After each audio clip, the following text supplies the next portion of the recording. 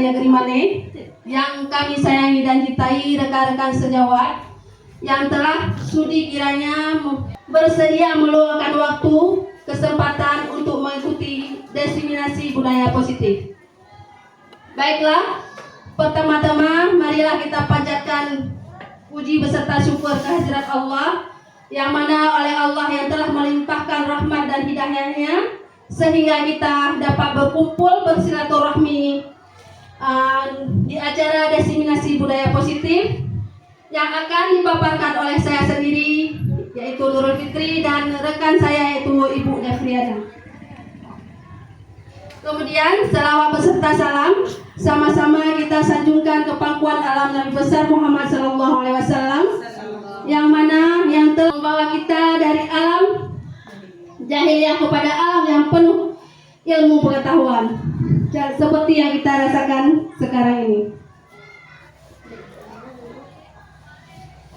Bapak-bapak, ibu sekalian, santai saja ya kita di sini.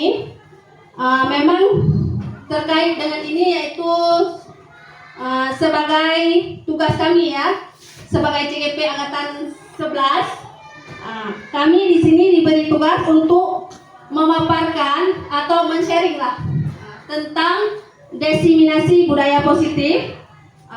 Memang tujuannya untuk memenuhi tugas kami, namun harapan kami setelah ini berlangsung, Bapak Ibu dapat menerapkan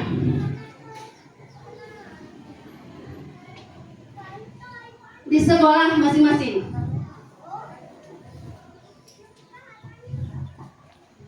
Mudah-mudahan setelah paparan ini kita nanti bisa menerapkan di sekolah kita, yang mana dapat mewujudkan sekolah impian kita dan terwujudnya visi sekolah kita. Bapak Ibu, sebelumnya saya ada beberapa pertanyaan untuk Bapak Ibu. Apakah Bapak Ibu setuju bila pemberian hukuman dapat mendisiplinkan siswa? Tidak. Tidak? Tidak. Kemudian yang kedua, pemberian hadiah meningkatkan prestasi siswa? Bisa jadi. Bisa jadi. Berarti dianggap setuju di sini ya? Yang ketiga, guru harus mampu memberikan solusi untuk setiap siswa yang bermasalah? Setuju.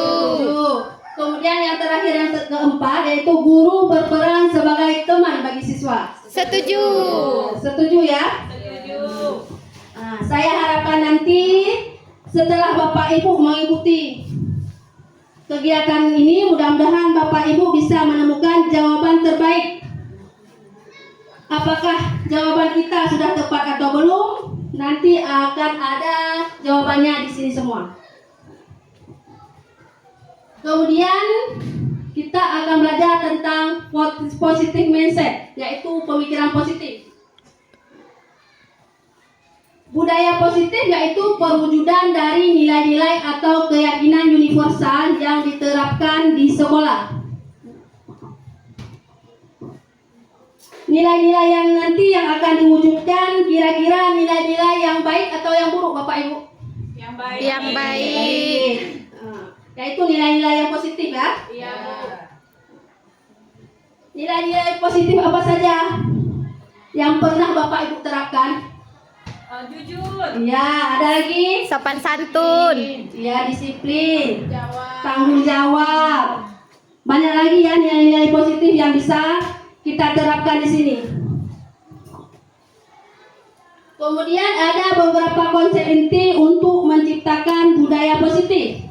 Yang pertama ada disiplin positif, kemudian ada motivasi perilaku manusia, yang ketiga keyakinan kelas atau keyakinan sekolah, kemudian yang keempat kebutuhan dasar manusia, yang kelima posisi kontrol seorang guru, yang keenam segitiga restitusi.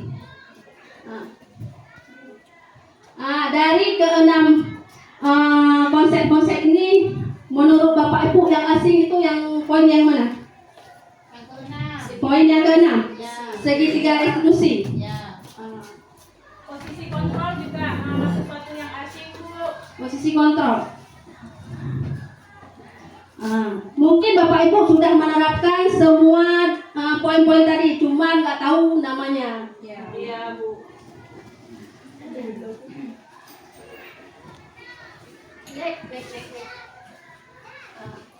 Pergeseran paradigma teori kontrol oleh Dr. William Glasser. Yang pertama, ilusi guru mengontrol murid. Apa benar, Bu? Sekarang ilusi kita bahwa kita yang mengontrol murid. Iya. Padahal murid yang mengontrol diri Kita. sendiri. Oh, diri sendiri. Yang kedua, ilusi bahwa semua penguatan positif efektif dan bermanfaat. Yang ketiga, ilusi bahwa kritik dan membuat orang merasa bersalah dapat menguatkan karakter. Apa benar, Pak Ibu? Iya. Hah? Tapi sering kita lakukan. Itu Iya, salah sering. tapi sering kita terapkan. Kemudian yang keempat, ilusi bahwa orang dewasa memiliki hak untuk memaksa. Tidak. Kemudian, bagaimana seseorang bisa berubah dari paradigma stimulus respon kepada pendekatan teori kontrol. Di sini adanya stimulus respon karena adanya rangsangan dari luar. Stimulus responnya realitas kebutuhan kita sama. Teori kontrol realitas kebutuhan kita berbeda. Kemudian stimulusnya semua orang melihat hal yang sama, padahal setiap orang memiliki gambaran berbeda. Kemudian kita mencoba mengubah orang agar berpandangan sama dengan kita, padahal kita berusaha memahami pandangan orang lain tentang dunia. Kemudian perilaku buruk dilihat sebagai suatu kesalahan. Semua perilaku memiliki tujuan. Kemudian orang lain bisa mengontrol saya, sedangkan hanya Anda yang bisa mengontrol diri Anda. Dan saya bisa mengontrol orang lain. Anda tidak bisa mengontrol orang lain. Kemudian pemaksaan ada pada saat wujudan gagal. Teori kontrolnya kolaborasi dan konsensus menciptakan pilihan-pilihan baru. Kemudian stimulus responnya model berpikir menang atau kalah, berarti model berpikir menang-menang. Apa maksudnya di sini? Berarti Bu, ketika kita mengajak siswa untuk dia berpikir tentang satu komitmen dari sebuah misalkan katakanlah dia mengharapkan sesuatu yang dia impikan, yang mindset kita tanamkan, setiap kemenangan itu pasti ada kekalahan. Namun seharusnya kita sebagai guru membawa mereka pada berpikir menang, menang, dan menang. Berarti di sini konsepnya tidak ada menang, tidak ada Kalah. Iya, sama-sama mencari solusi. Untuk menambah semangat kita, sekarang kita speaking dulu ya Bapak Ibu ya.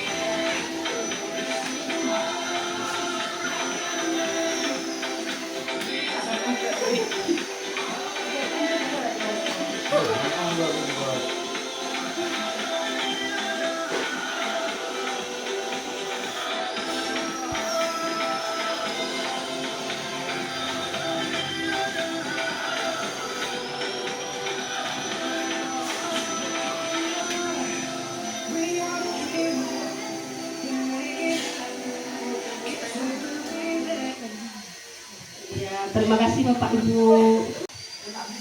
Nah, untuk materi selanjutnya akan dipaparkan oleh kawan saya Ibu Derviana. Kepada Ibu Derviana disilahkan. Terima kasih saya ucapkan kepada Ibu Nurul Fitri. Bapak Ibu masih semangat? Iya. Nah,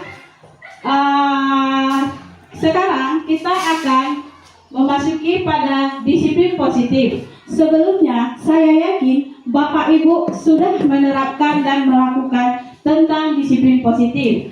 Apa itu disiplin positif? Salah satu cara menerapkan disiplin dan tujuan untuk menemukan kesadaran. Iya, disiplin positif ini merupakan salah satu cara menerapkan disiplin yang bertujuan untuk menumbuhkan kesadaran serta memberdayakan anak untuk melakukan sesuatu tanpa sogokan, ancaman maupun hukuman. Nilai-nilai kebajikan universal ini sering kita terapkan pada profil pelajar Pancasila, dan saya yakin sekali profil pelajar Pancasila ini bukanlah hal yang asing buat kita semua di sini, kan? Bapak Ibu masih ingat tentang profil pelajar Pancasila? Masih. Apa aja itu yang termasuk ke dalam pelajar profil Pancasila? Ada apa saja di situ? Beriman dan bertakwa pada Tuhan Yang Maha Esa. Iya, nah, beriman, bertakwa kepada Tuhan Yang Maha Esa dan berakhlak mulia. Kemudian kebinekaan global, bergotong royong, mandiri, kreatif, dan bernalar kritis.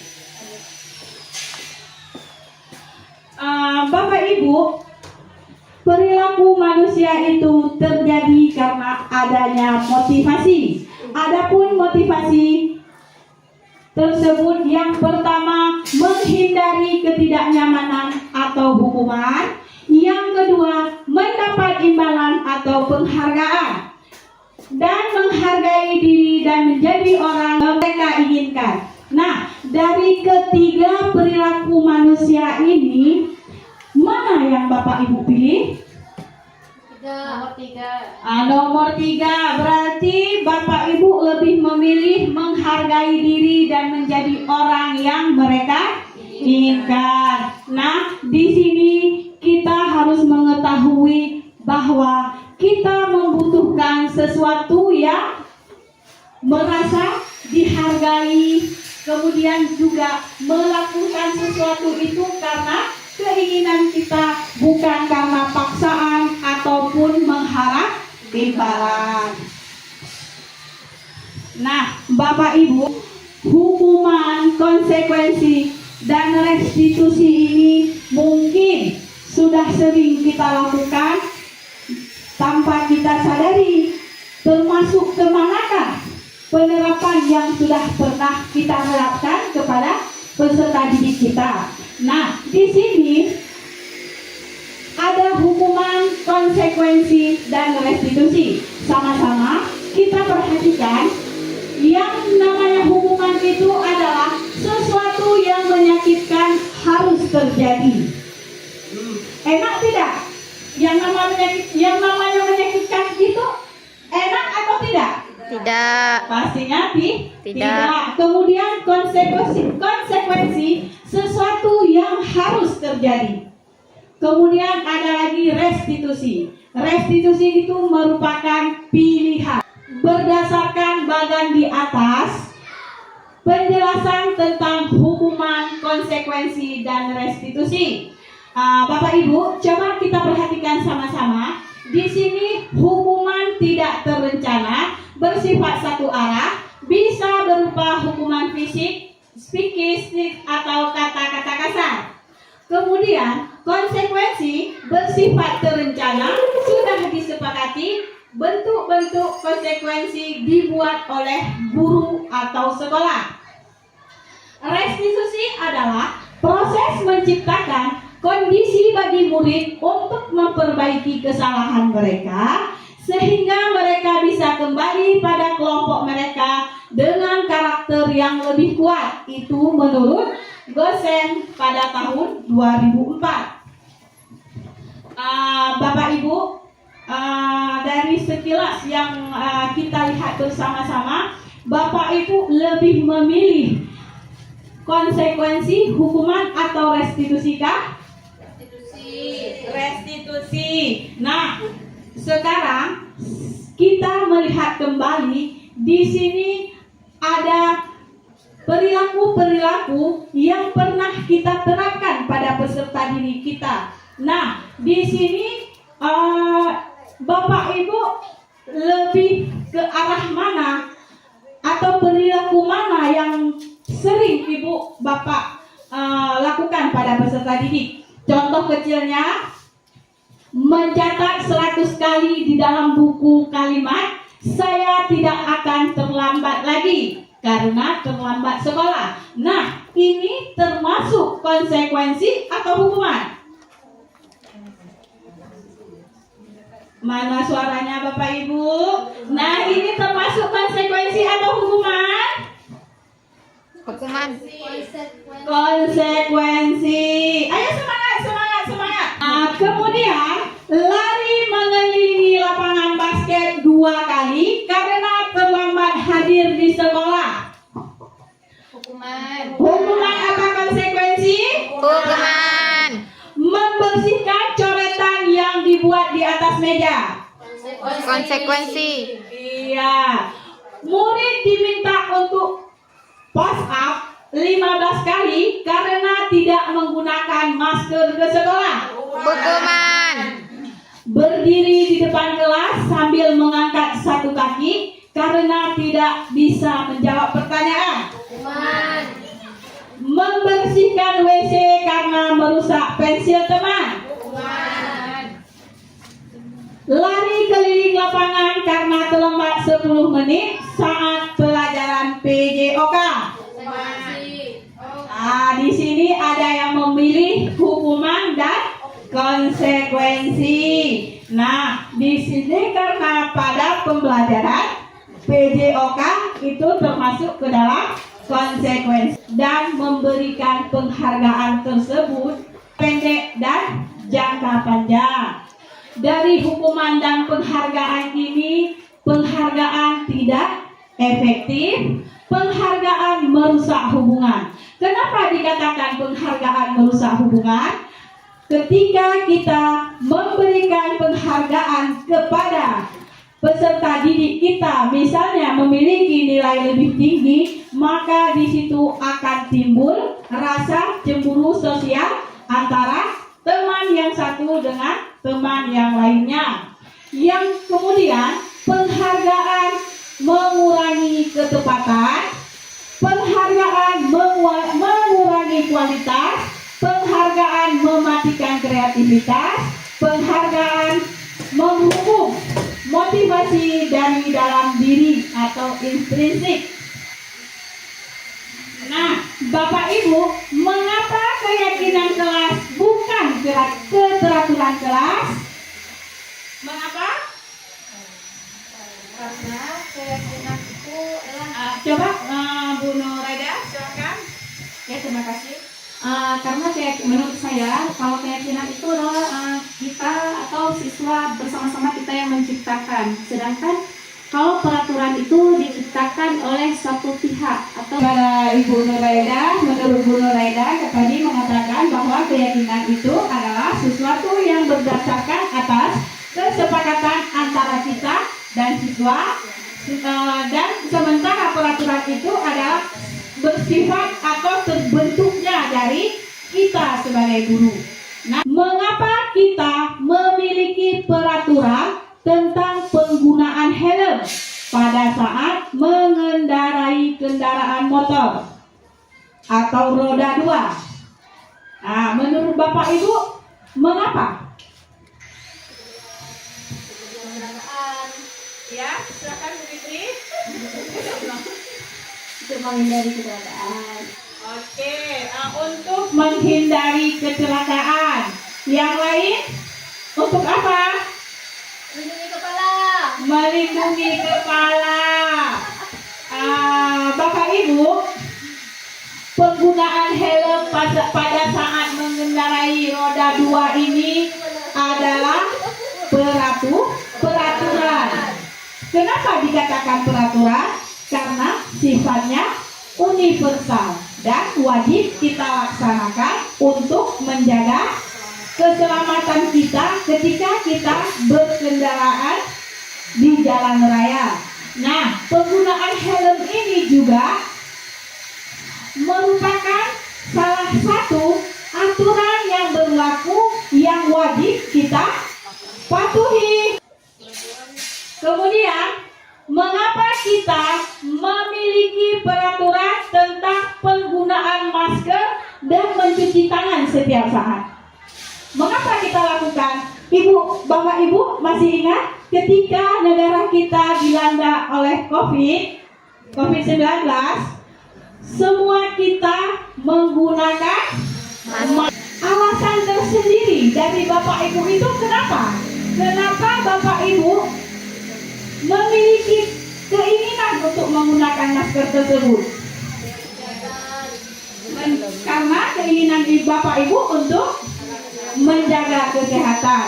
Nah, ketika mindset Bapak Ibu terkait tentang penggunaan masker untuk menjaga kesehatan, alasan terbesarnya apa? Untuk menghindari COVID. Menghindari COVID atau menghindari dari virus. Nah, yang perlu saya tegaskan, apakah sesuatu itu timbul dari hati ibu atau suatu paksaan atau bagaimana?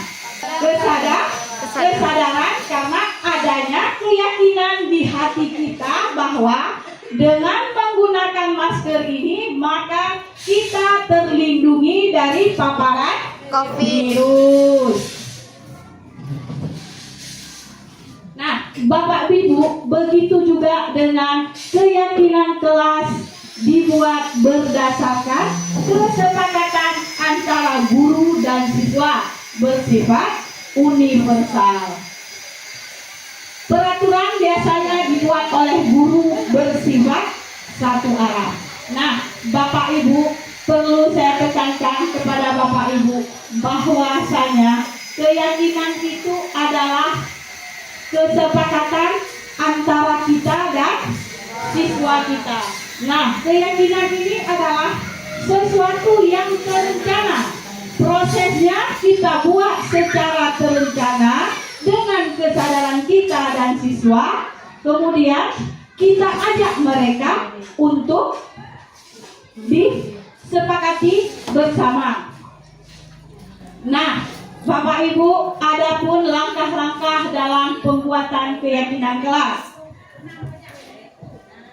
Di sini saya bersama peserta didik saya di kelas 6. Kami sudah membuat kesepakatan kelas yang mana yang pertama saya menjelaskan terlebih dahulu apa itu keyakinan kelas serta apa manfaat dari keyakinan kelas tersebut dan untuk kelas kami. Kemudian saya memberikan kesempatan kepada siswa untuk mengajukan pertanyaan mengenai keyakinan kelas jika mereka belum paham dengan kegunaan keyakinan kelas.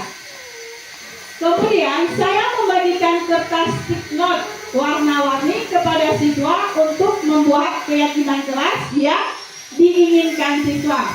Bapak Ibu, disinilah rangkaian kegiatan yang sudah saya lakukan. Di sini saya memberikan pengarahan kepada siswa-siswi saya tentang kesepakatan tersebut. Kemudian saya meminta kepada peserta didik saya untuk mereka menuangkan ide-ide apa saja terkait dengan peraturan yang nantinya akan kami buat. Di sini kesepakatan kelas itu tidak hanya ide saya sendiri, tapi kesanggupan daripada peserta didik saya. Peraturan kesepakatan apa yang sanggup mereka jalani dan nantinya mampu mereka taati. Nah, mereka nantinya akan memberikan ide-ide atau pendapat tentang kesepakatan tersebut.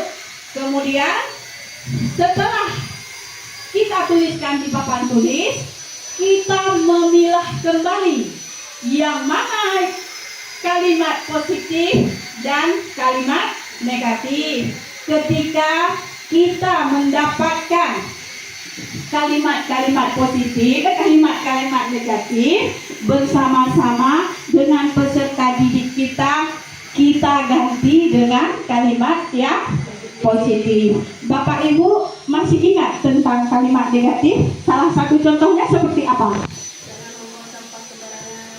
Iya, contohnya seperti jangan membuang sampah sembarangan.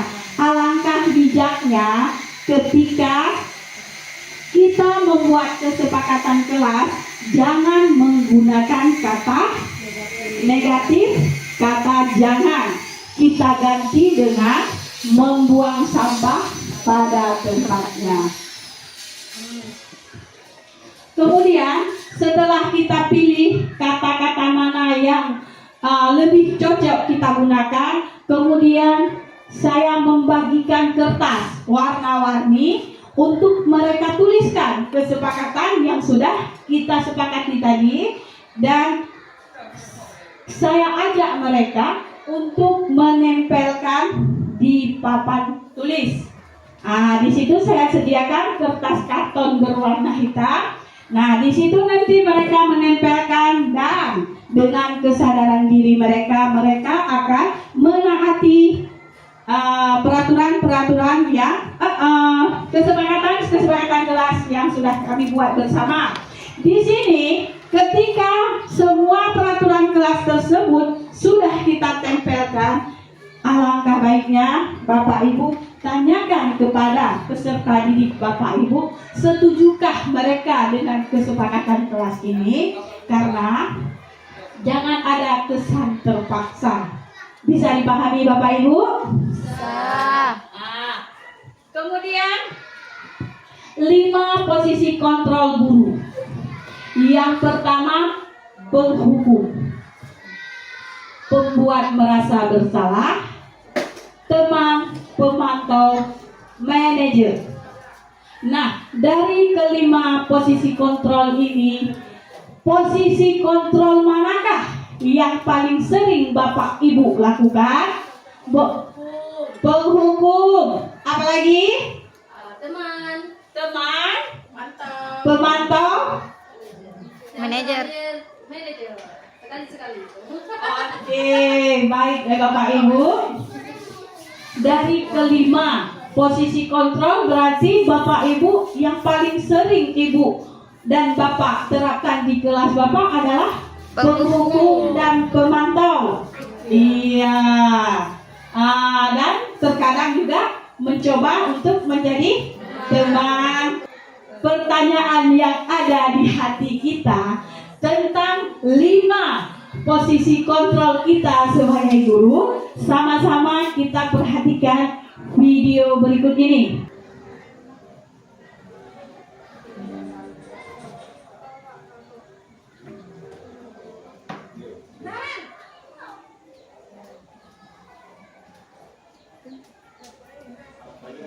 Naren, apa peraturan sekolah kita tentang jam berapa kita harus masuk sekolahnya? Kita harus di sekolah jam 7, Bu. Iya betul, sekarang sudah jam 7.20. Naren sudah tahu konsekuensinya jika terlambat hadir. Paham, Bu. Saya harus tinggal kelas pas jam istirahat selama 20 menit. Iya benar, konsekuensinya demikian.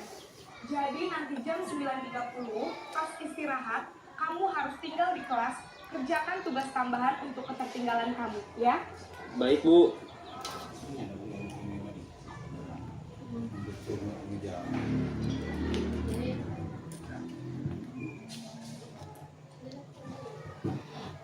Nah, Bapak Ibu, dari cuplikan video tadi, posisi kontrol apakah kita jalankan dari video Nara tadi dengan ibu gurunya. Posisi kontrol apa? Pemantau. Tapi coba kita perhatikan kembali. Nah, kemudian kita perhatikan lagi video berikutnya.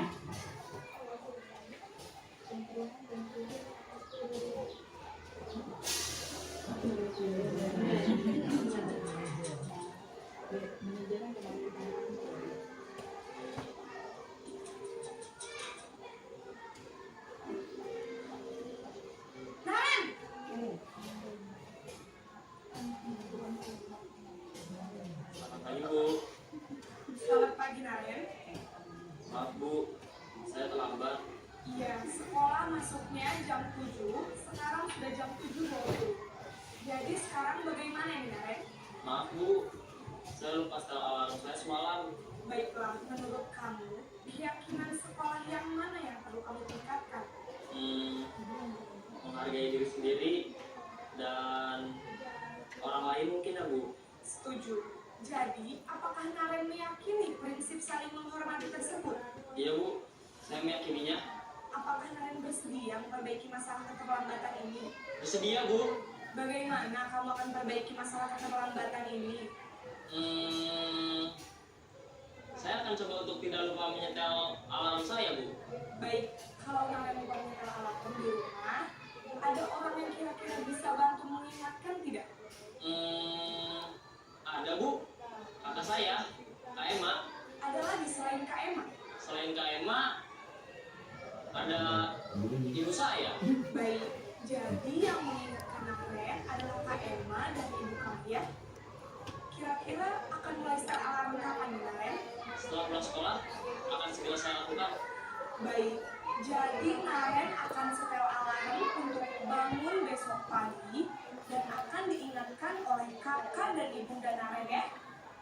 Ada lagi yang mungkin perlu dilakukan, Naren, agar tidak terlambat bangun lagi? Tidak ada Bu. Baik, Naren, terima kasih untuk kerjasama kamu. Sekarang kamu perlu kembali ke kelas untuk belajar. Baik Bu, terima kasih.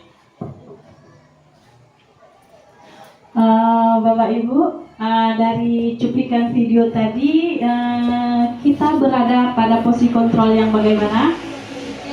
Manajer. Nah, jelas sekali kan? Di sini ketika kita berada pada posisi manajer, terlihat bahwa tidak ada yang tersakiti, tidak ada kata-kata kita yang menyalahkan atas keterlambatan dari Naren. Nah, di sini adalah contoh yang bisa kita terapkan kepada peserta didik kita ketika anak-anak kita melakukan suatu pelanggaran. Mari kita sama-sama menjadi manajer untuk diri kita dan peserta didik kita.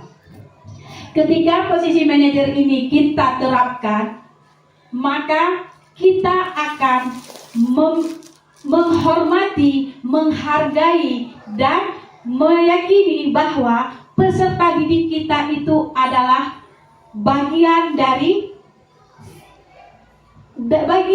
kita yang perlu kita bimbing. Kita adalah poros dari proses pembelajaran tersebut kepada peserta didik kita.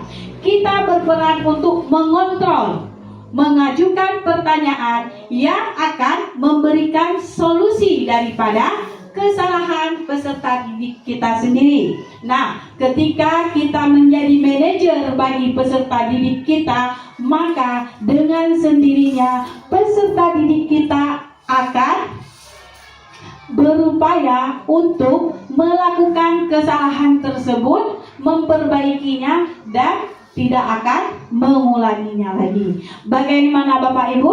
Apakah posisi manajer ini nantinya akan bisa kita terapkan pada kelas kita masing-masing?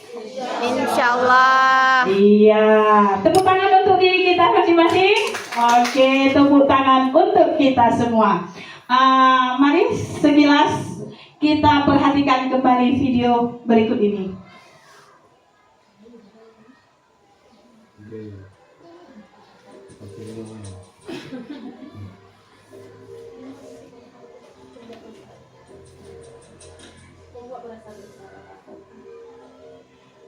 Naren, Aduh. Selamat pagi, Bu. Naren, kamu kenapa terlambat lagi, nak? Ya Tuhan, Naren. Kamu senang ya bikin ibu susah ya? Kalau kamu terlambat lagi, nanti ibu yang ditegur bapak kepala sekolah, nak. Disangka ibu tidak bisa membina kamu. Duh, gimana ini? Maaf, Bu. Duh, Gusti Naren. Kamu suka ya kalau ibu ditegur bapak kepala sekolah? Terus, sekarang ibu harus tulis apa ini di buku absen? Ini kamu sudah sering terlambat loh. Ibu harus apa coba? Maaf, Bu. Maaf sekali. Ya sudah, lain kali jangan bikin ibu susah lagi ya nak ya. Ibu tidak akan kuat lagi kalau kamu begini terus. Bisa jantungan kalau ibu ditegur bapak kepala sekolah. Sana cepat ke kelas. Maaf ya, Bu. Maaf sekali.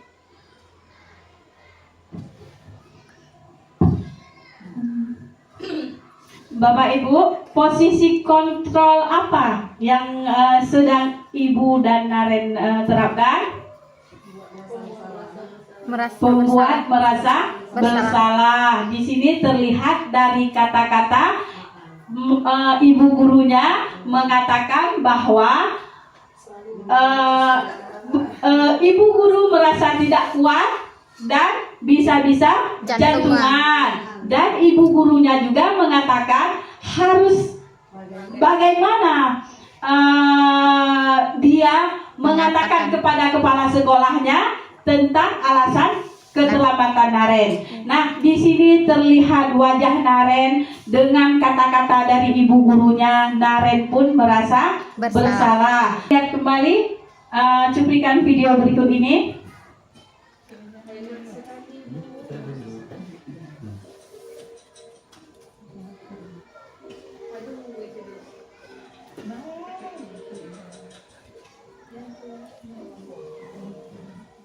Naren, Aduh.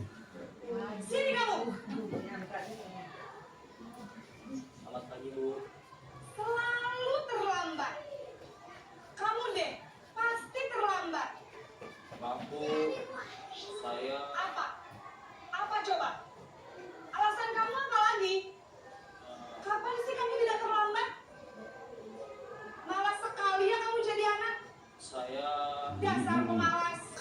Gak kapok-kapok sih kamu. Sudah berapa kali terlambat? Sana, kamu keliling lapangan basket 2 kali. Kenapa saya harus beli lapangan basket, Bu? Kenapa? Kamu melawan ibu. Berani-beraninya jawab. Sudah terlambat, masih berani jawab pula. Sekarang, keliling lapangan basket 5 kali sekalian. Biar kapok. Cepat. Pergi sana ke lapangan basket.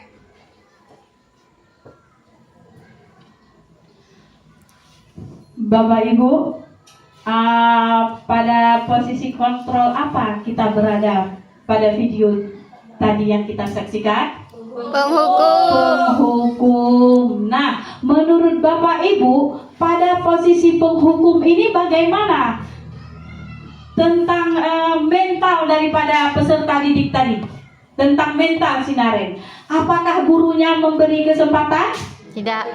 Apakah perkataan gurunya itu tadi menyakiti Naren? Iya. Selain daripada mental, Naren juga akan merasa tersakiti pada fisiknya. Nah, Bapak Ibu, pada posisi penghukum ini sangat-sangatlah tidak Baik. kita anjurkan. Kenapa? Karena selain merusak mental juga fisiknya tersakiti. Tadi terlihat bahwa ibu guru tidak memberikan kesempatan kepada Naren untuk menjelaskan apa faktor yang membuat si Naren terlambat. Nah, Kita kembali menyaksikan video berikut ini.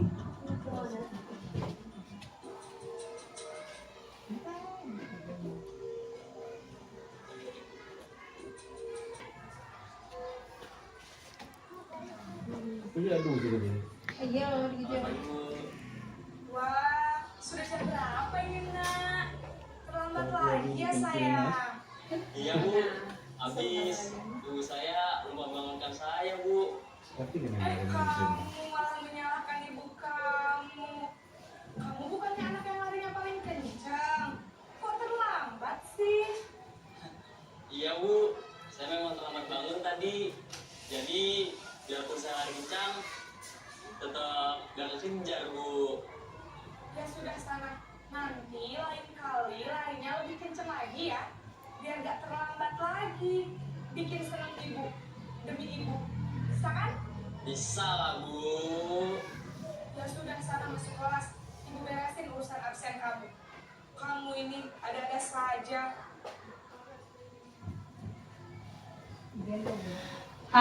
Barusan kita berada pada posisi kontrol apa ya?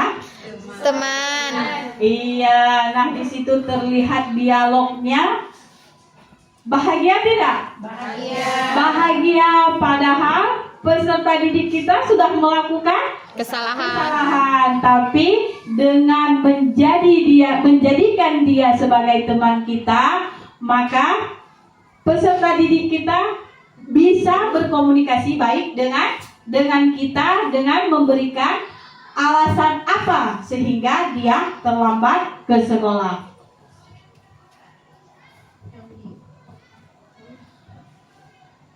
Bapak Ibu, dari cuplikan video tadi kita akan mempertegaskan hukuman pembuat rasa bersalah dan sebagai teman. Yang pertama, penghukum.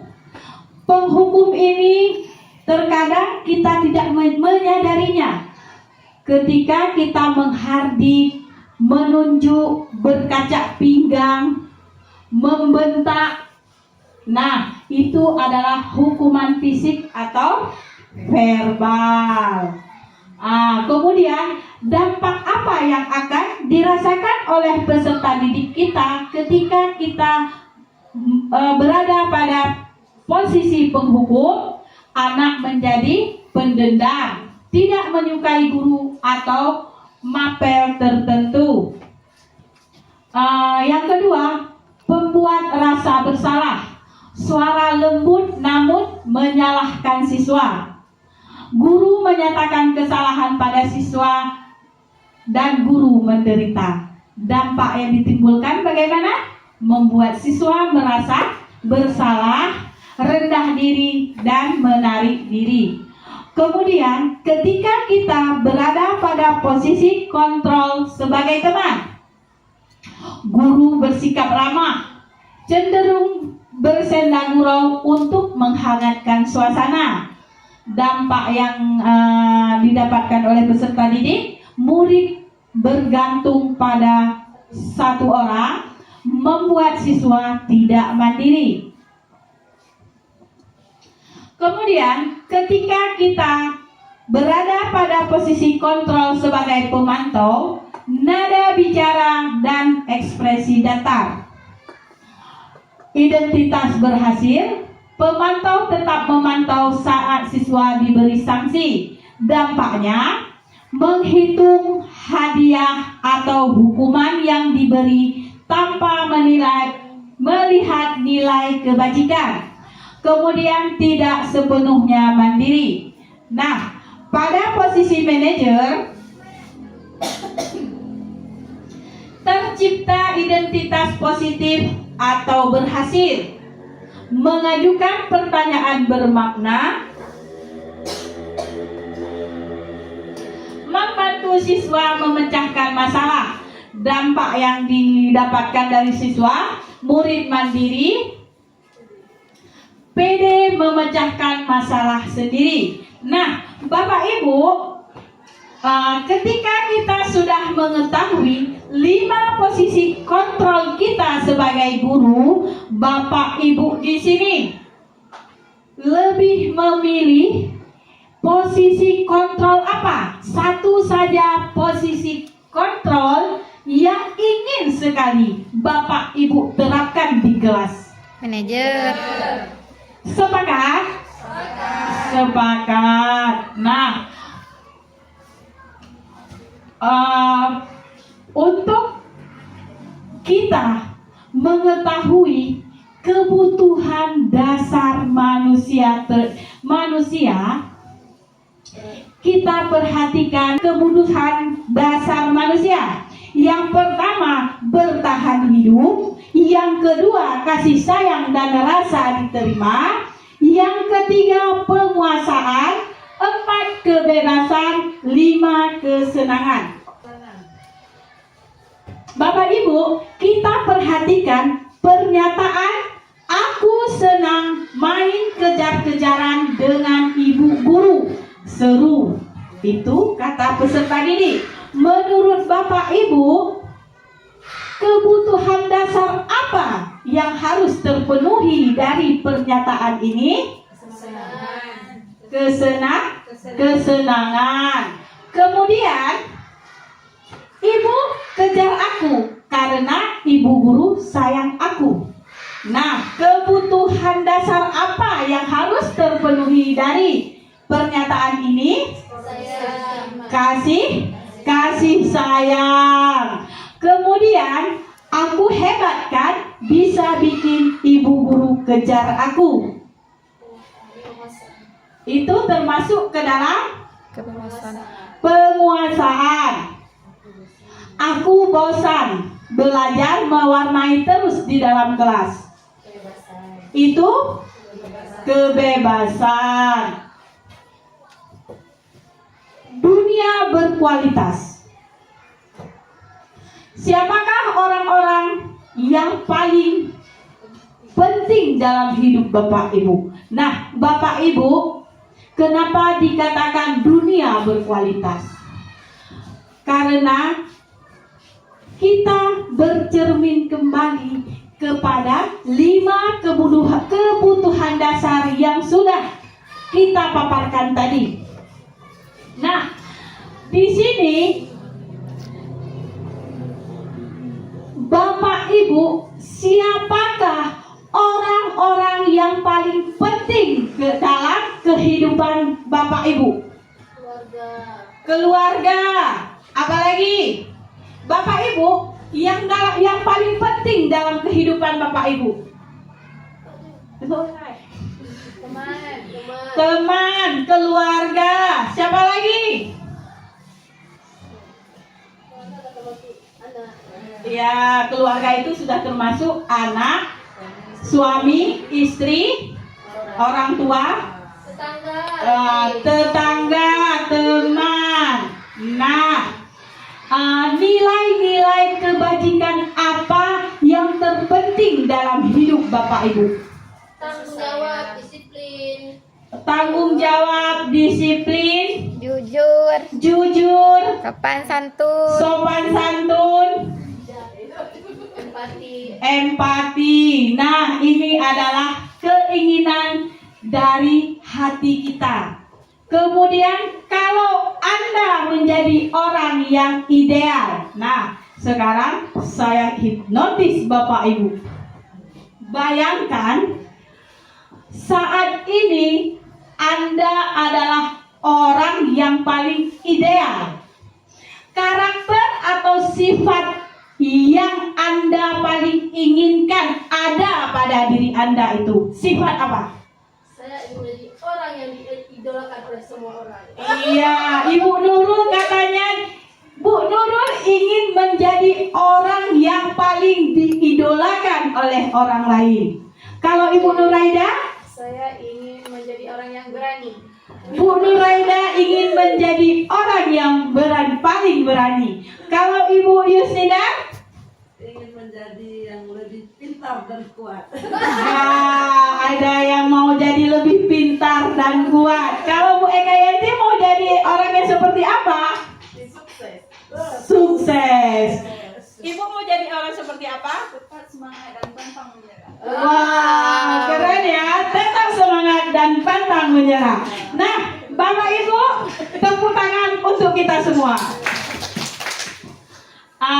Nah, ketika yang Anda idam-idamkan, cita-citakan sudah tercapai, nah, pencapaian Anda sangat apa pencapaian Anda yang Anda sangat banggakan?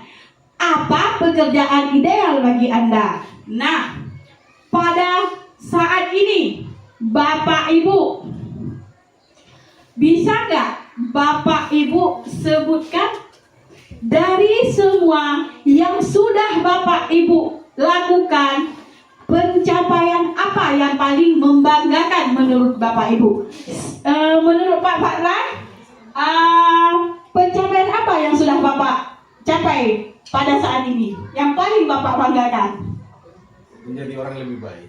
Alhamdulillah, menjadi orang yang lebih Yang penuh kasih sayang.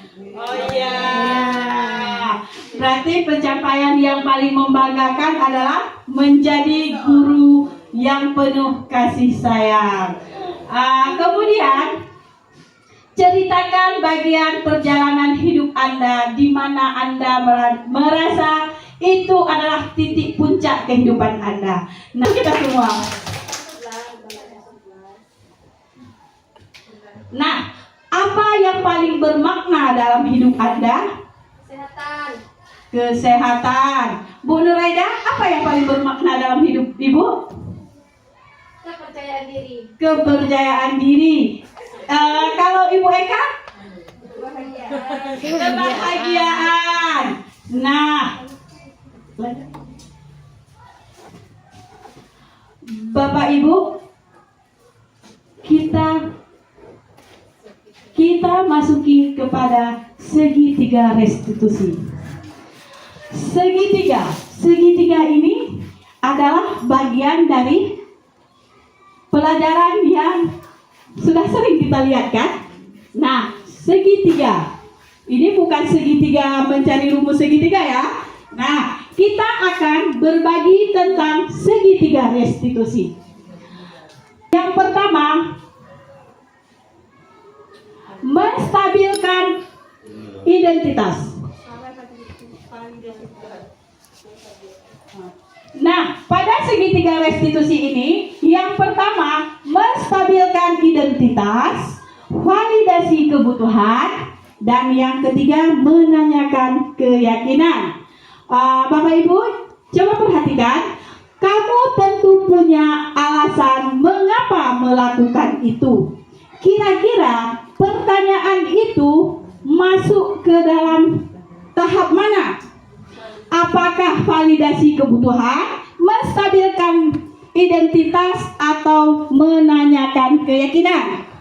Validasi kebutuhan. Validasi kebutuhan. Kemudian, nilai-nilai apa yang telah kita sepakati? Keyakinan. Menanyakan keyakinan. Kemudian, adakah cara yang lebih efektif untuk mendapatkan apa yang kamu butuhkan? Termasuk ke mana? Validasi kebutuhan. Setiap orang pasti pernah melakukan kesalahan. Menstabilkan identitas. Kamu bukan satu-satunya yang pernah melakukan ini. Iya, menstabilkan identitas. Nah, Bapak Ibu, sekarang kita perhatikan contoh video restitusi.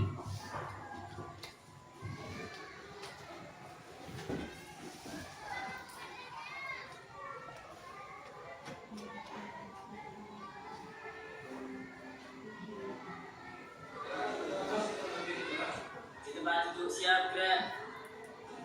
Berdoa mulai. Doa selesai. Ini ya. Semuanya masuk.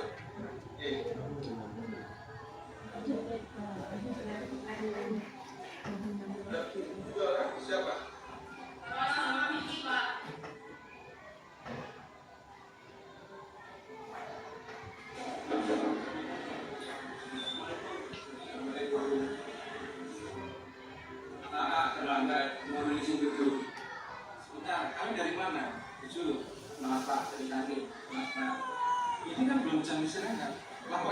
Iya Pak.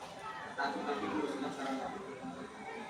Oke, silakan kalian duduk, tapi nanti pas jam istirahat kalian menunggu saya ya. Baik Pak, terima kasih.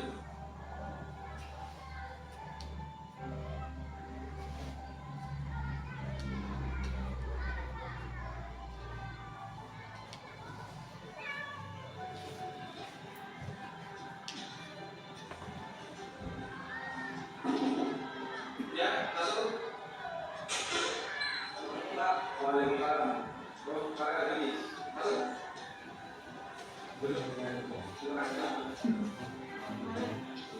Masuk. Ariel, Vicky, coba kalian ceritakan saya apa kalian tadi berarti dan selamat masuk di sana. Tadi jam kosong Pak, karena saya lapar, belum sarapan, jadi saya mengajak ini berdiri hari ini. Benar gitu. Nanti berdiri dengan bersegan Pak. Benar Pak, hari ini. Baiklah, Bapak di sini bukan ingin menyalahkan kalian.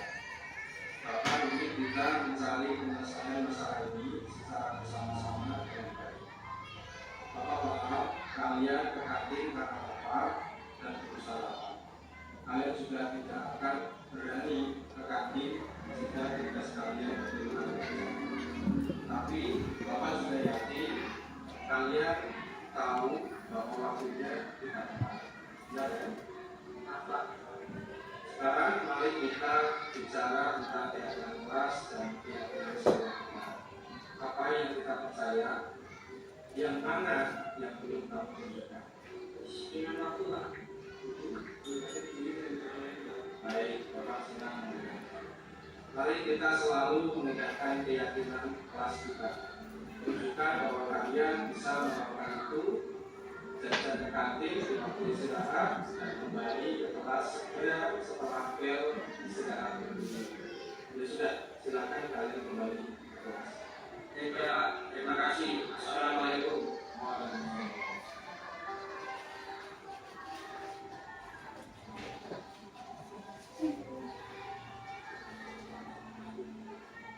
Saya merasa termotivasi untuk memperbaiki diri saya Pak, dan bergerak saya untuk menjadi pribadi. Dan juga saya merasa tidak tertekan sama sekali. Kalau saya merasa perlu introspeksi diri, dan saya berusaha tidak mengulanginya lagi.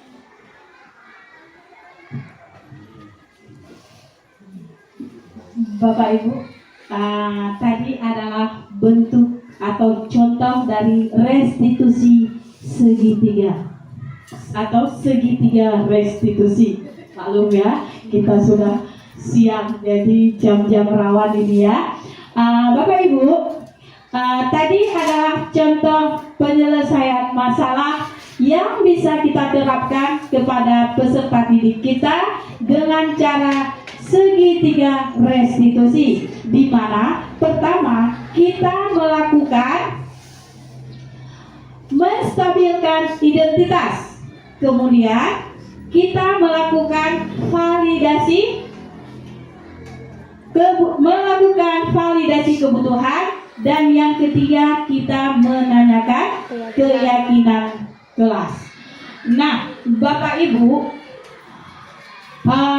kira-kira ke depannya ketika anak didik Bapak Ibu mengalami suatu permasalahan, maukah Bapak Ibu menerapkan segitiga restitusi ini? Kurang semangat Bapak Ibu ya. Bapak Ibu, saya ulangi ya.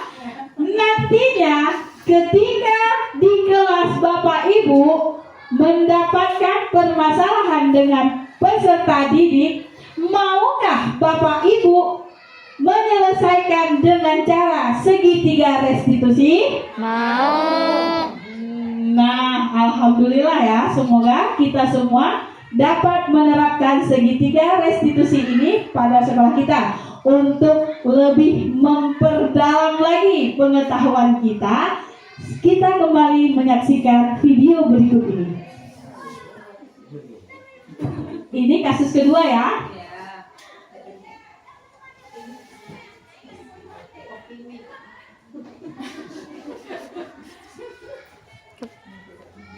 Bukan. Aulia, silakan duduk. Bagaimana kabarmu, Aulia? Saya kesal sekali dengan ulah guru tadi, Pak. Dia tidak bersedia meminjamkan buku catatannya. Padahal saya hanya ingin menyalin tugas. Setiap orang tentunya kesal jika tidak diajukan. Lalu apa tindakan kamu tadi, Aulia? Tadi saya robek buku catatannya, tapi cuma sampulnya aja kok, Pak. Kesel banget saya. Wajar jika kita emosi. Lalu, apa Aulia puas dengan tindakan itu? Tentu tidak, Pak. Saya akui saya salah sudah merobek bukunya. Lantas, seperti apa sikap yang Aulia yakini? Harusnya saya lebih sabar dan menghargai milik orang lain. Jadi, apa rencana Aulia untuk memperbaiki keadaan ini? Saya akan meminta maaf kepada Nurul, Pak. Dan saya juga bersedia untuk mengganti sampul bukunya yang saya rusak tadi. Gimana, Pak? Setuju. Bagaimana perasaan jika sudah melakukan tindakan yang kamu yakini itu, Aulia? Tentunya saya akan menjadi pribadi yang lebih tenang dan sabar, Pak. Baiklah, Aulia. Mari kita pikirkan penyelesaian masalah ini. Jika perlu, kita panggil Nurul. Bagaimana? Siap, Pak. Terima kasih, Pak.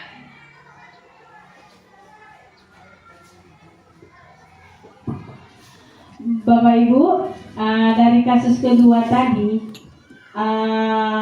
bagaimana pendapat Bapak Ibu? Apakah kasusnya terselesaikan dengan baik? Iya, pada akhirnya siswa menyadari tentang kesalahan yang mereka lakukan.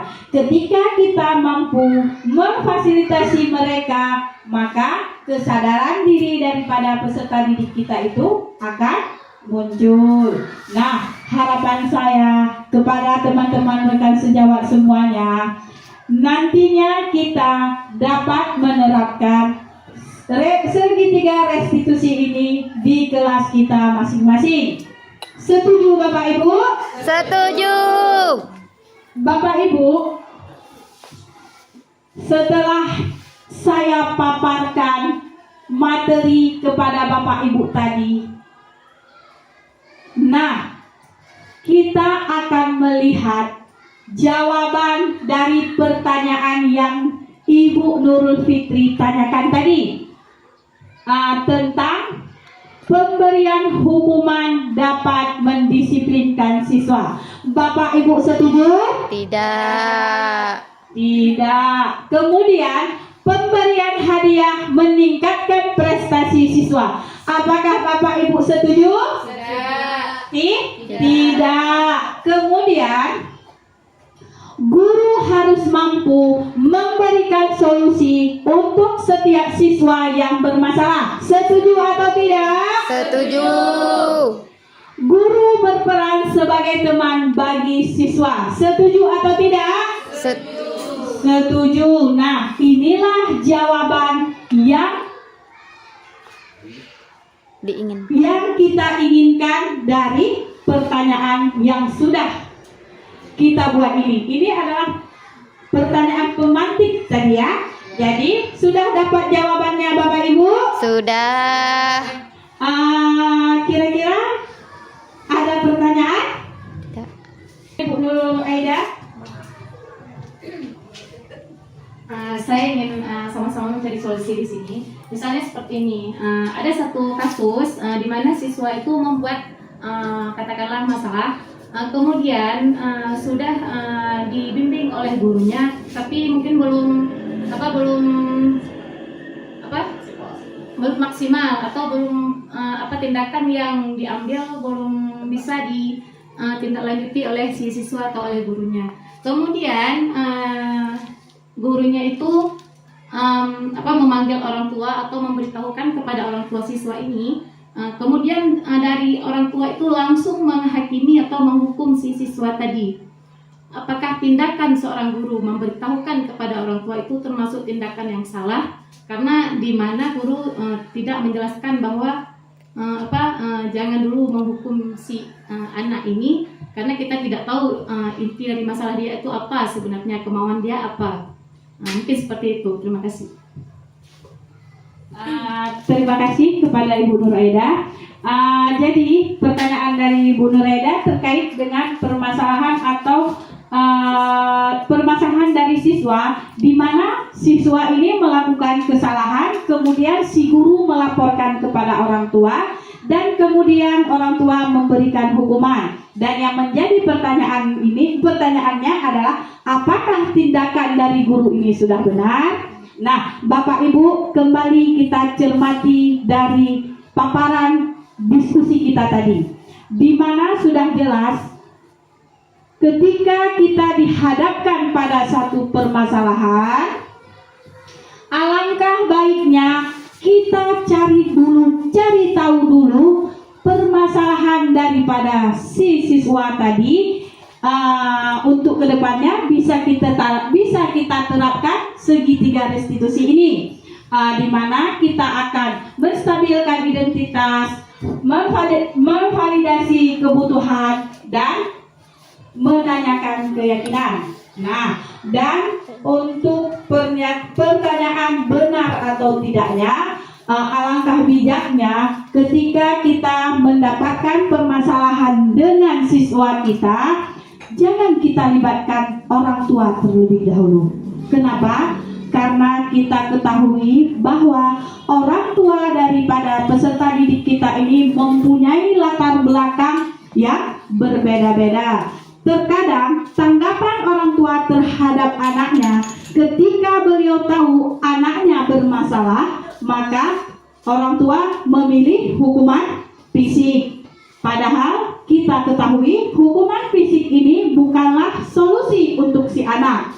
Karena hukuman fisik ini selain memberikan membekas di hati, juga pada fisik ini juga menimbulkan dendam. Nah, jadi alangkah bijaknya ke depan Bu Nuraida bisa menerapkan segitiga restitusi ini untuk menyelesaikan permasalahan Ibu Nuraida. Bagaimana Bu Nuraida? Insyaallah puas. Bapak Ibu, ada lagi yang mau bertanya?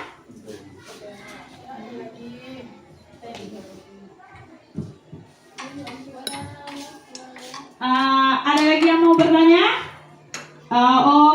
Kameramen rupanya mau ikut bertanya. Silakan Ibu Era untuk bertanya. Baik, terima kasih Ibu Deviana. Kasus saya di kelas 1, Bu ya. Nah, di mana anak saya yang kelas 1 itu cukup aktif. Dia aktif dalam belajar, dalam semua hal. Bisa dibilang dalam semua hal dia ikut terlibat. Tapi ketika saya memberikan tugas, dia cepat siap. Baik itu tugas menulis, menghitung, bermain, apa aja dia cepat kali siap. Nah, saya ingin dia ketika udah siap tidak mengacau kawan-kawan dia, tidak mengganggu yang ini, mengganggu yang sana, mengganggu yang sana. Itu adakah solusi bagi saya? Bagaimana saya harus menghadapi dia untuk duduk diam di tempat itu, biar tidak mengganggu kawan-kawan dia semua. Terima kasih. Terima kasih kepada Ibu Era. Rupanya Bu Era guru kelas 1 mempunyai permasalahan dengan peserta didiknya, di mana anaknya aktif, tapi keaktifannya membuat kelasnya kacau. Nah, Bapak Ibu masih ingatkah tadi tentang kebutuhan dasar dari manusia?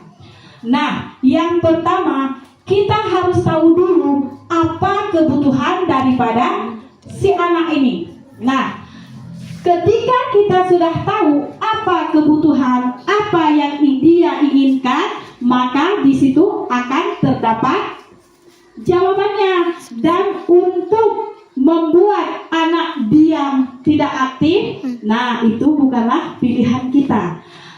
Perlu kita ketahui Bapak Ibu, kita berpegang pada pembelajaran yang berpihak kepada murid. Kenapa saya katakan kita harus berpegang pada pembelajaran yang berpegang kepada kebutuhan murid? Nah, di sini kita memberikan kebebasan kepada peserta didik kita untuk mengekspresikan segala rasa yang ada pada dirinya, namun kita berpegang pada posisi guru sebagai pengontrol. Nah, di situ sebagai posisi pengontrol sebagai manajer, Bapak Ibu ya. Nah, ketika kita sudah mengetahui kebutuhan dasar dari peserta didik kita, kemudian kita kembali kepada restitusi segitiga restitusi. Nah, Bu Era, nanti Ibu bisa mencoba untuk menerapkan segitiga restitusi. Di situ insya Allah Ibu akan mendapatkan jawabannya. Bapak Ibu, kira-kira masih ada yang bertanya? Sudah paham semua? Alhamdulillah. Nah, Bapak Ibu, besar harapan saya, meskipun kegiatan ini adalah melengkapi tugas LMS saya dan rekan saya Bu Nurul Fitri, namun saya harapkan bisa berdampak baik kepada Bapak Ibu. Di sini saya mengharapkan tidak hanya sekedar informasi sesaat, tetapi bisa sama-sama kita terapkan di kelas kita masing-masing, dan nantinya kita dapat mewujudkan visi sekolah kita yang tetap sekolah impian kita adalah sekolah yang berpihak kepada peserta didik. Nah, lebih dan kurang saya mohon maaf. Wabillahi taufiq wal hidayah. Assalamualaikum warahmatullahi wabarakatuh. Waalaikumsalam warahmatullahi wabarakatuh. Tepuk tangan. Oke, terima kasih. Terima kasih kepada Ibu Devriana dan Ibu Nurul Fitri yang telah menyampaikan materi budaya positif di sekolah. Insya Allah sangat menginspirasi dan bermanfaat dan akan kami terapkan di sekolah kami. Terima kasih. Diseminasi ini sangat bermanfaat bagi saya karena saya jadi tahu bahwa cara membuat keyakinan kelas yaitu dengan membuat kesepakatan antara guru dan siswa secara bersama-sama. Oke. Baik, sebelumnya terima kasih banyak kepada Ibu Nurul Fitri yang telah mengadakan event ini. Dengan adanya diseminasi ini, saya bertambah wawasannya, terutama dalam hal posisi kontrol guru. Saya pikir awalnya posisi kontrol guru itu sebagai teman, ternyata itu masih ada dampak negatifnya.